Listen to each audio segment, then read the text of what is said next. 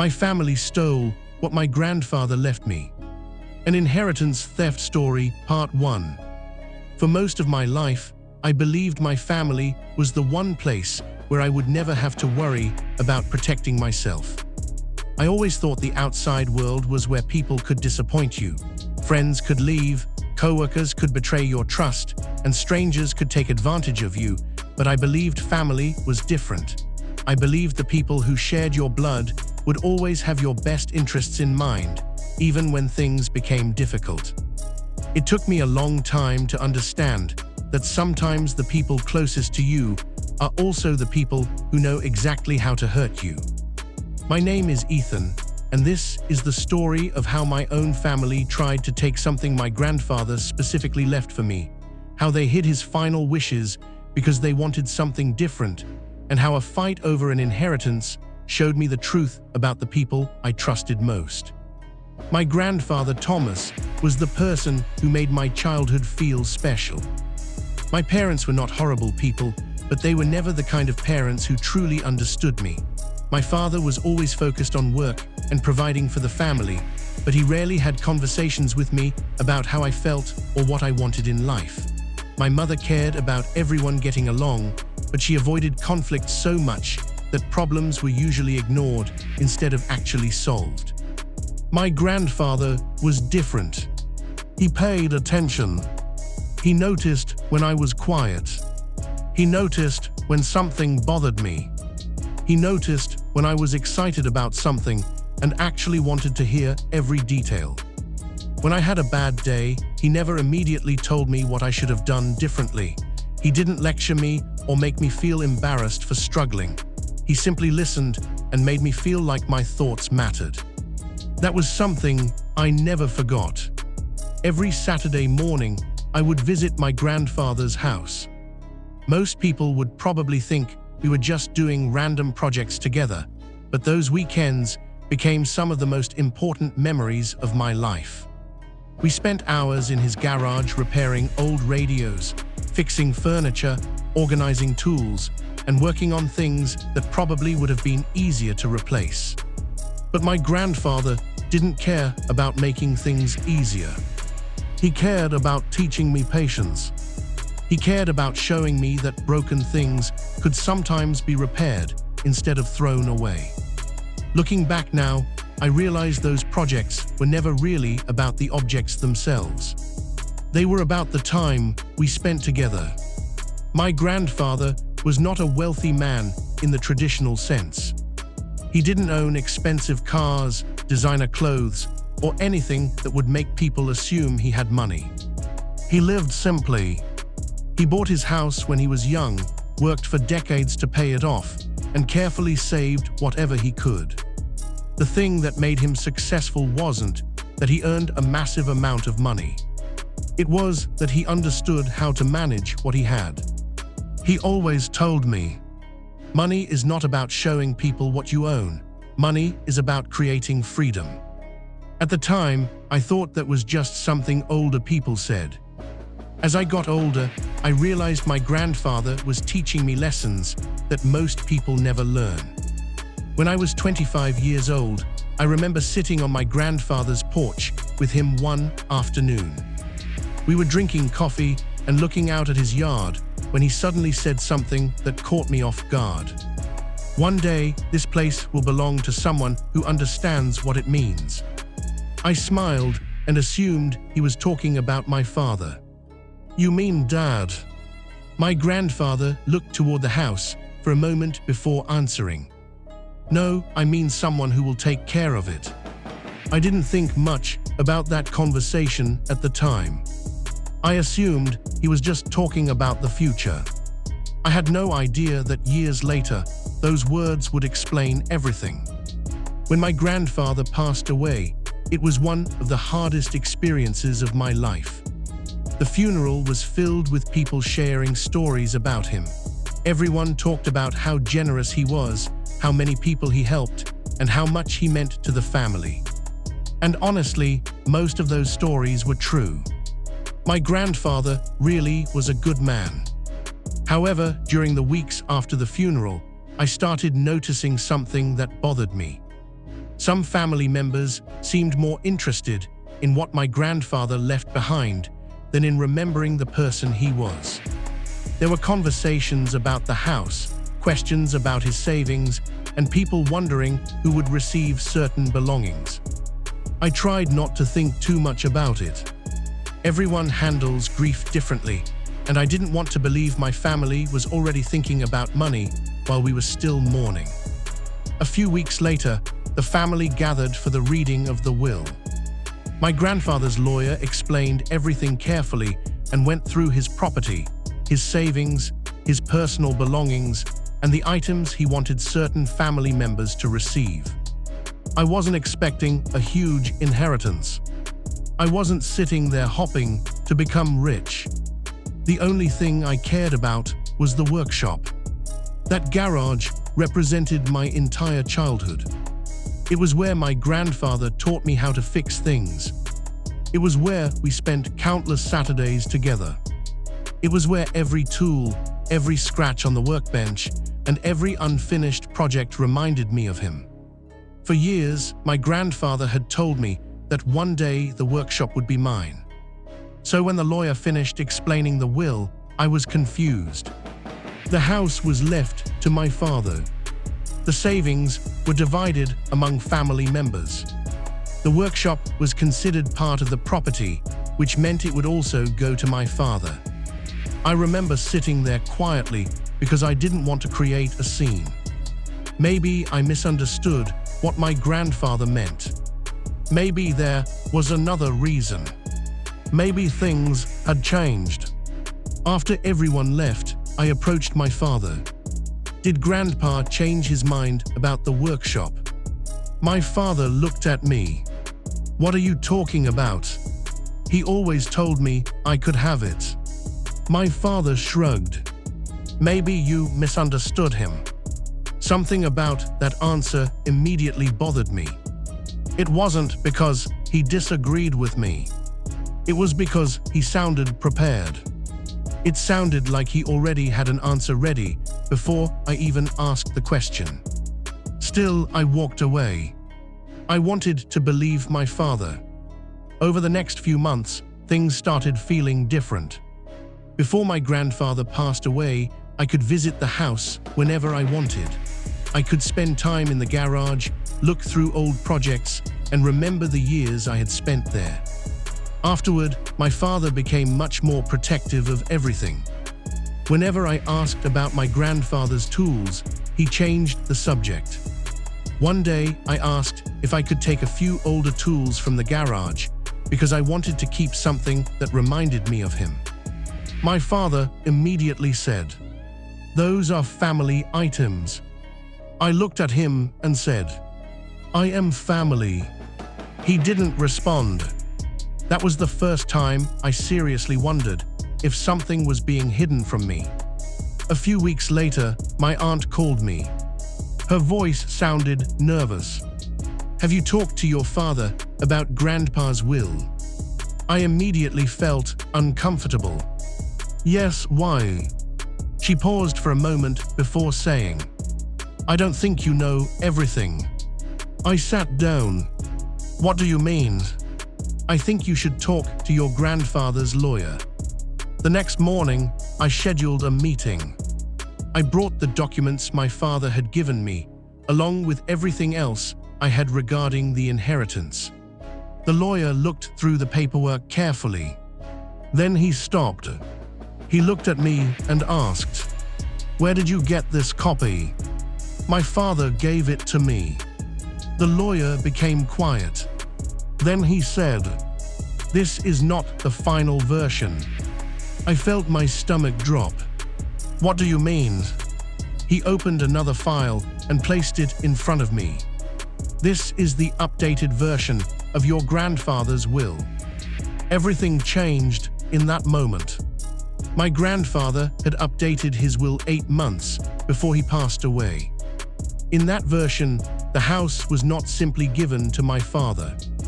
Instead, the property was placed into a trust that allowed my father to continue living there, but prevented him from selling it. The house would eventually transfer to me, and the workshop and tools were specifically listed as items my grandfather wanted me to receive. My grandfather had not forgotten about me. He had not changed his mind. He had planned everything carefully. Someone had hidden the truth. The lawyer then handed me a sealed envelope. "I believe your grandfather wanted you to read this." I immediately recognized the handwriting. My hands started shaking as I opened it because after months of confusion, I finally felt like I was about to understand what my grandfather had truly wanted. The letter said, "Ethan, if you are reading this, I want you to understand that this decision was never about money. The house represents stability, and I know you are someone who will protect what has been built here. Your father has many good qualities, but he has always struggled with financial decisions and thinking about the future. I want this home protected, not sold or wasted. I trust you to take care of it." I had to stop reading for a moment because suddenly everything made sense. My father didn't misunderstand the will. He didn't forget about the updated version. He knew exactly what my grandfather wanted, and he chose to hide it. My family stole what my grandfather left me. An Inheritance Theft Story Part 2. After leaving the lawyer's office, I sat in my car for almost an hour trying to process everything I had just learned. I wasn't immediately angry. The first emotion I felt was confusion. I kept thinking about every conversation I had with my father after my grandfather passed away. Every time I asked about the workshop, every time he avoided the subject, and every time he told me I must have misunderstood my grandfather. The truth had been there the entire time. My father knew exactly what my grandfather wanted. He had seen the updated will. He had read the documents. He knew the workshop was supposed to go to me. He knew the house was protected. And instead of telling me the truth, he chose to hide it. I went to my parents' house that evening because I needed answers. My father was sitting at the kitchen table when I walked in. The moment he saw my expression, he knew something was wrong. "What happened?" I placed the documents from the lawyer on the table. He looked down at them, and his entire expression changed. He didn't look confused. He didn't look surprised. He looked like someone who had just realized the secret he had been protecting was finally exposed. "You found it," he said quietly. I stared at him. "You knew." He looked away. "I was going to tell you." I couldn't believe those words. "When?" He didn't answer. "When were you planning on telling me?" "After the house was sold, after everything was already done." My father became defensive. "You don't understand the situation." "No, I understand perfectly. Grandpa made a decision and you hid it because you didn't agree with it." My father tried to explain himself. He said he believed my grandfather had made an emotional decision and that the trust was unnecessary. He said he was the one who had helped my grandfather the most during his final years, and because of that, he felt he deserved control over the property. At first, I tried to understand where he was coming from. I really did. My father wasn't completely wrong that he had helped my grandfather. He had visited him. He had handled certain responsibilities. He was his son. But none of that changed the most important fact. My grandfather had made his wishes clear. The issue was not whether my father loved him. The issue was that my father decided his own opinion mattered more than my grandfather's final decision. Then my father said something that immediately reminded me of my entire childhood. "You don't even need the house." I looked at him. "What? You have a good job, you have your own life. Your sister has children and needs stability more than you do." I couldn't believe what I was hearing. Because once again, I was being told that someone else deserved something more. Once again, I was expected to understand. Once again, my needs were treated as less important because someone else had a reason. I thought about all the times I had been asked to sacrifice growing up. The opportunities I was expected to give up. The situations where I was told to be patient because someone else needed help. And now, even something my grandfather specifically left for me was being treated like something I should surrender. I asked my father one question. Did Grandpa know you would do this? He became silent. That silence answered everything. My grandfather knew. That was why he created the trust. He understood that family pressure could change people's decisions. He understood that money could bring out the worst in people. He wasn't just protecting a house. He was protecting his final wishes. A few days later, I discovered something that made the situation even worse. My father had already been trying to sell the property. Not after I found the will. Before, months before, he had contacted a developer who wanted to purchase the land because the area had become much more valuable over the years. The plan was to demolish the house and build several new properties. The house where my grandfather had spent decades of his life would have been gone. The workshop where we created so many memories would have disappeared. And my father had already started making arrangements without telling anyone. The developer discovered the trust during their legal review, which stopped the sale from moving forward. However, my father had already accepted money connected to the agreement. He had spent some of it, and now he was facing the consequences of a situation he created. Suddenly, the same person who tried taking control of everything needed everyone else to help fix the problem. That was when my mother started calling me constantly. The first conversation began calmly. You need to think about what you're doing. I knew immediately what she meant. What exactly am I doing? You're making this harder for everyone. I almost couldn't believe it. My father hid Grandpa's final wishes and tried selling the property. He made a mistake. No, he made a decision. He didn't mean to hurt you.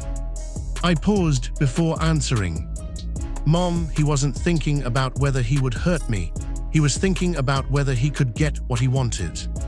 She became quiet because she knew there was truth in what I was saying. Then my sister, Emily, called.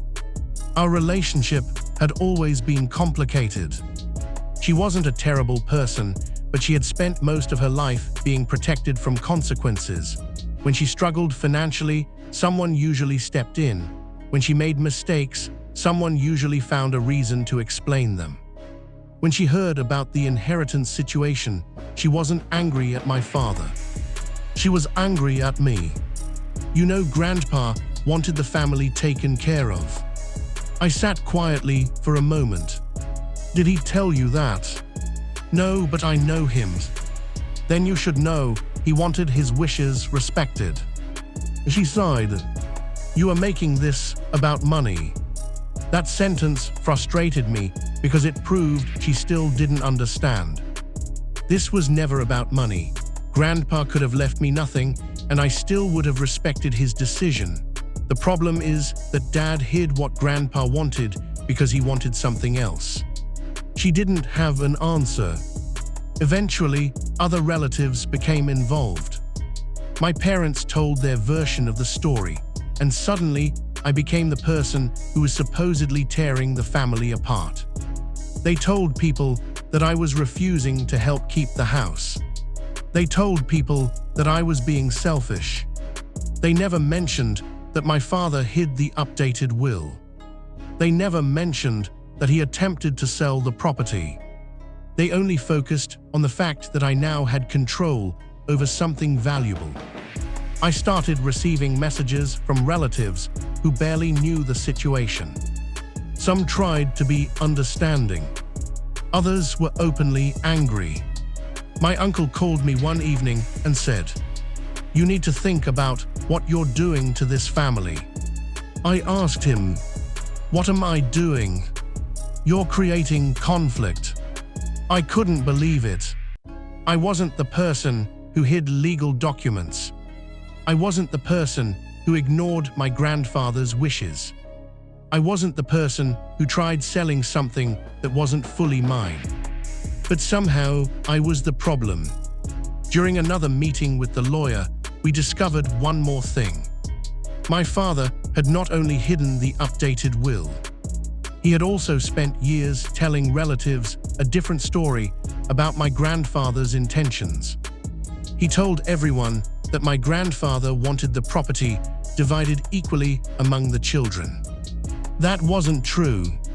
My grandfather had written another letter explaining why he created the trust. He knew the property was valuable. He knew people might argue over it. He wanted the house preserved because it represented decades of memories and stability. Reading that letter was emotional because it reminded me of the kind of person my grandfather was. He wasn't trying to create family conflict. He wasn't trying to punish anyone. He was trying to protect something meaningful. He understood people better than I realized. He knew that sometimes the hardest thing about leaving something behind isn't deciding who receives it.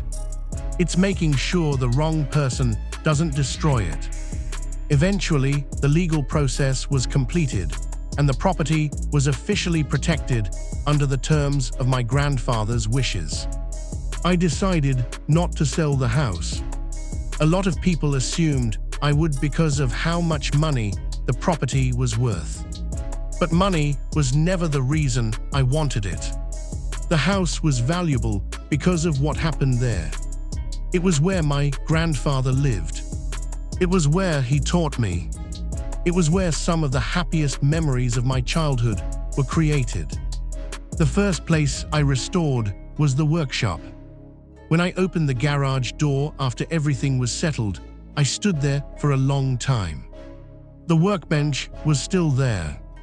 The old tools were still arranged around the room. The marks and scratches from years of projects were still visible. I didn't want to erase those things. I wanted to preserve them. I spent months cleaning and repairing the space while keeping it as close as possible to how my grandfather had left it. The workshop, the house, and everything connected to those memories became a reminder of what he actually left me. Not just property, a piece of my childhood. About a year later, my sister contacted me. This time, she wasn't calling to argue. She wasn't asking me to change my decision. She wanted to apologize. She admitted that she suspected something was wrong after my grandfather died, but didn't say anything because she was afraid of causing problems. She admitted that she had focused too much on what she might lose instead of what was right. Hearing that didn't erase what happened. But it mattered because it was the first time someone in my family admitted the truth. My relationship with my sister slowly improved. We didn't pretend everything was fine. We didn't act like nothing happened. But we started having honest conversations, and for the first time in years, our relationship felt real. My relationship with my parents never fully recovered. Some damage cannot simply disappear because time passes. Today, I still live in my grandfather's house. I still spend time in the workshop. Sometimes I sit at the same table where we used to drink coffee and talk about life, and I think about the lessons he taught me. He once told me that anything worth keeping requires maintenance. For years, I thought he was only talking about physical things like the house, the workshop, and the tools inside it. Now I understand he was talking about everything. Relationships require effort. Trust requires honesty. And respect requires people to care about more than what they can gain. My family tried to take my inheritance. They thought they were fighting over a property. But what they really revealed was who they were willing to become when money was involved. The greatest thing my grandfather left me wasn't the house. It wasn't the workshop. It wasn't even the financial security that came with it. The greatest thing he left me was the knowledge that someone in my family truly saw me. He trusted me. He believed I would protect what he built. And in the end, I proved him right. My family tried to steal something from me, but instead, they gave me the courage to stop seeking approval from people who only valued me when I was useful. I didn't just protect my grandfather's inheritance. I protected the peace he wanted me to have. Story 2, my wife left me for another man because she thought she was getting rich. She didn't know what I had done years earlier for most of my marriage. I believed I was building a future with someone who loved me as much as I loved them. I thought my wife and I were a team. I thought we were the kind of couple who would struggle together, celebrate together, and eventually grow old together. Looking back now, the hardest part wasn't discovering that my wife cheated on me.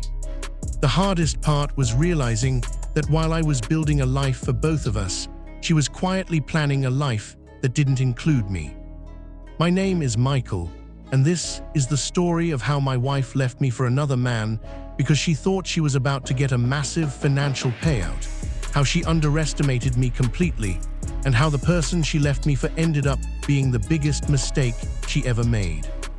I met Rachel when I was 28 years old. At the time, I wasn't wealthy. I had a decent job, a small apartment, and enough money to live comfortably, but I was still trying to build something bigger. I had always been the type of person who thought long-term. I didn't care about impressing people. I wasn't interested in expensive cars or designer clothes. My goal was simple: build a stable life where I wouldn't have to constantly worry about money. When I met Rachel, I thought she had the same mindset.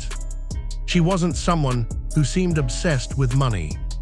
She was funny, supportive, and seemed genuinely interested in who I was as a person. At least, that's what I believed. The first few years of our marriage were actually good. We weren't perfect, but nobody is. We had normal arguments about things like chores, schedules, and spending habits, but overall, I thought we had something strong. When my career started improving, I made sure Rachel benefited too. When I got promotions, we celebrated together. When I started earning more money, I didn't see it as my money. I saw it as our money. That was probably my biggest mistake.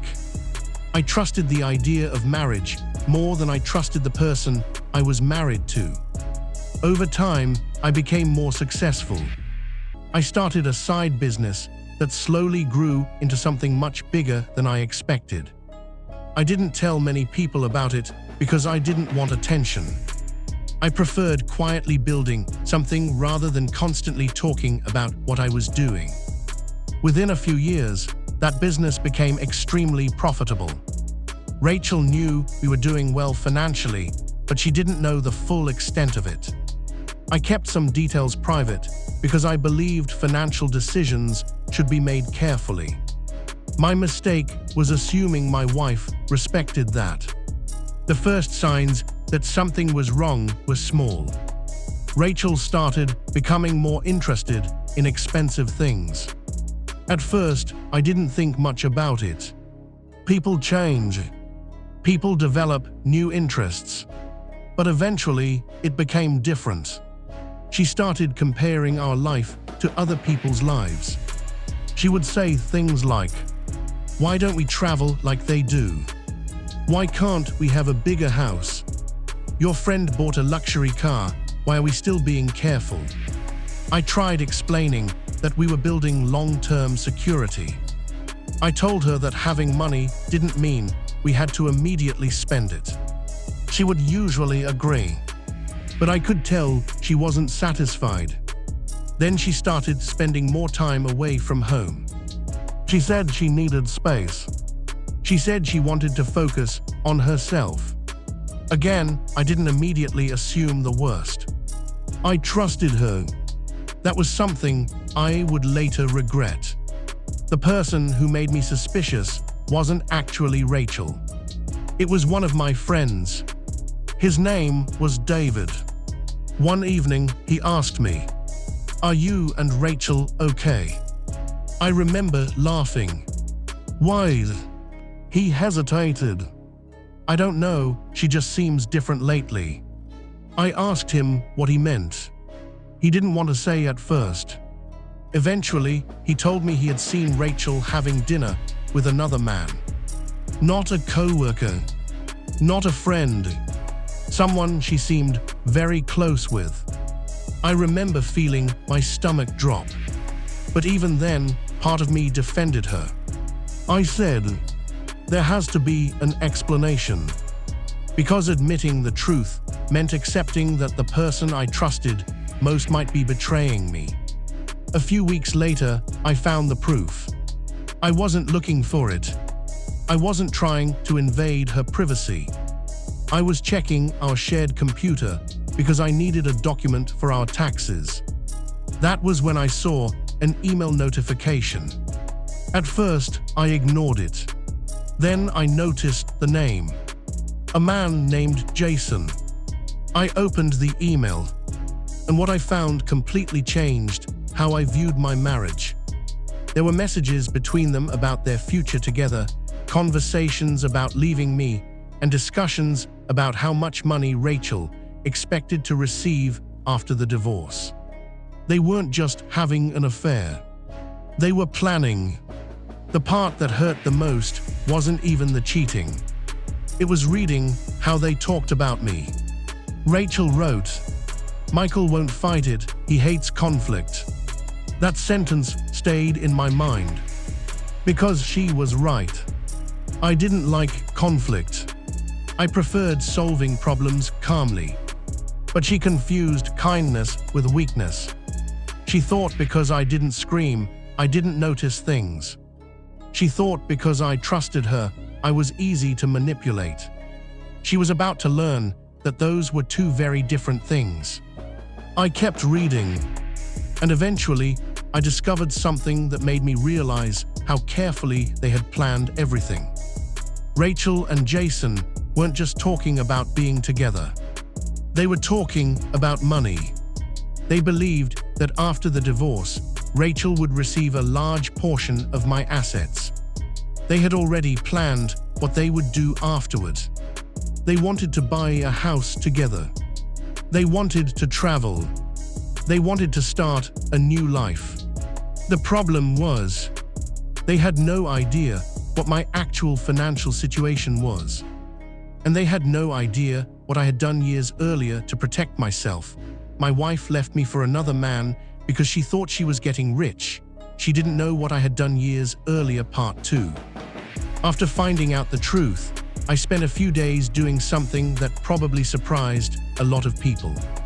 I didn't confront Rachel immediately. I didn't scream. I didn't threaten her. I didn't send the messages to her family or expose her to everyone I knew. The reason was simple. I needed time to think. For the first time in our marriage, I stopped thinking about what Rachel wanted, what would make her happy, or what would keep the peace. I thought about myself. I thought about what I wanted my future to look like. And I realized something that completely changed the way I viewed the situation. Rachel had already made her decision. The marriage she was trying to leave was no longer the marriage I was trying to save. I spent the next week quietly preparing. I contacted a lawyer. I reviewed every financial document. I made sure I understood exactly where I stood. One thing I learned very quickly was that the biggest mistake people make during divorce is letting their emotions control their decisions. I had every reason to be angry. My wife had betrayed me. She had lied to me. She had planned a future with another person while still living in my home. But anger would not help me. Being calm would. A few days later, Rachel finally told me. We were sitting at the kitchen table when she looked at me and said, "I think we need to talk about our marriage." I almost smiled because I already knew what was coming. I looked at her and said, "You're leaving." Her expression changed. For a moment, she looked surprised. "How did you know?" I looked at her. "Does it matter?" She became quiet, and that silence told me everything. Rachel started explaining. She said she had been unhappy for a long time. She said she felt like we had grown apart. She said she needed to find herself. I listened because I wanted to see if she would take responsibility. She didn't. Not once did she say she made a mistake. Not once did she admit that she had betrayed me. Instead, she described the affair as something that happened because our marriage was already failing. That was when I realized she had already rewritten the story in her own mind. In her version, she wasn't the person who destroyed the marriage. She was the person escaping it. Then she said the sentence I expected. "I think we should make this as easy as possible." I knew exactly what that meant. She didn't want an emotional conversation. She wanted a convenient divorce. She wanted everything handled quickly. She wanted me to accept what she wanted without making things difficult. For years, I had been the person who avoided arguments. She expected that person to show up again. She was wrong. When the financial discussions started, Rachel became much more confident. She believed she understood exactly what would happen. She assumed she would receive a large settlement. She assumed she would be comfortable. She assumed the lifestyle we had built would continue without me. Then her lawyer discovered something unexpected. The assets she thought she would receive were not structured the way she believed. Years earlier, before my business became successful, I had created a separate legal structure for the company. I did this because I had advice from a financial professional who told me that mixing personal and business finances could create problems later. The company was not simply a personal bank account. It was its own legal entity. The growth of the business had happened after that structure was created. Rachel knew the business existed. She did not understand how it was protected. The moment she found out, her attitude changed. Suddenly, the confident person who thought she was walking away with a fortune became nervous. She started asking questions. She wanted to know why things were different than she expected. She asked if there was a way around it. She asked if I had intentionally hidden money from her. That question honestly shocked me, because she had spent years knowing about the business. She just never bothered to understand it. She wasn't upset because I had hidden something. She was upset because she had built her future around an assumption that turned out to be wrong. Then came the part that surprised me the most. Jason started acting differently. At first, Rachel didn't tell him everything. She had apparently made him believe she was leaving a marriage where she was financially trapped, and after the divorce, they would have a comfortable future together. But once he realized she wasn't walking away with the amount of money he expected, his attitude changed. Suddenly, the man who had been promising her a future became much less enthusiastic. A few weeks later, Rachel called me. She sounded upset. I don't understand what happened. I knew exactly what she meant. What happened with what? Jason. I stayed quiet. She continued.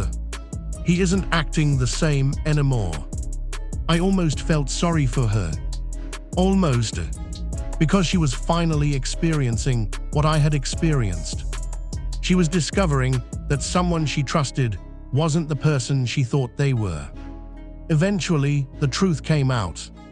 Jason had never planned on building a life with Rachel the way she imagined.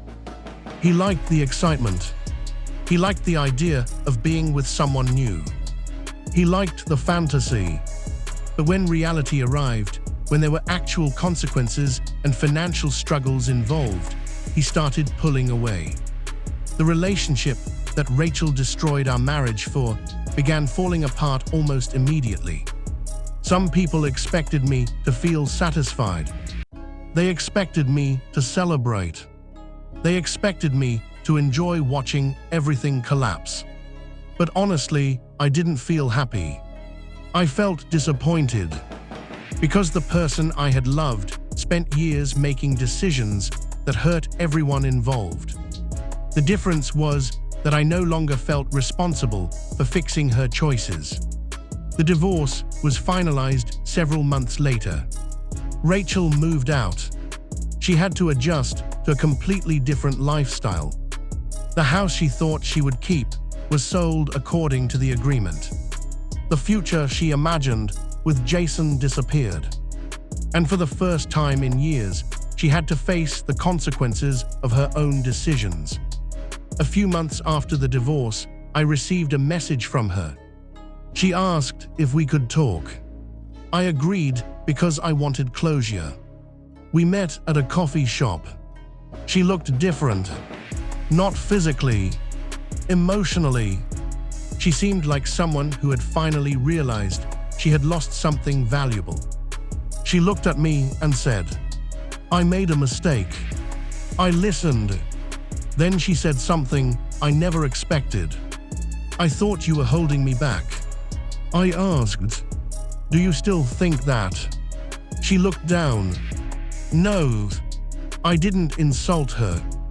I didn't remind her of every mistake. I didn't try to hurt her. I simply told her the truth. You didn't leave because I wasn't enough. You left because you believed something better was waiting for you. She didn't respond. Because that was exactly what happened. She wasn't searching for happiness. She was chasing a fantasy. Over time, I rebuilt my life. I focused on my business. I spent more time with friends. I started traveling.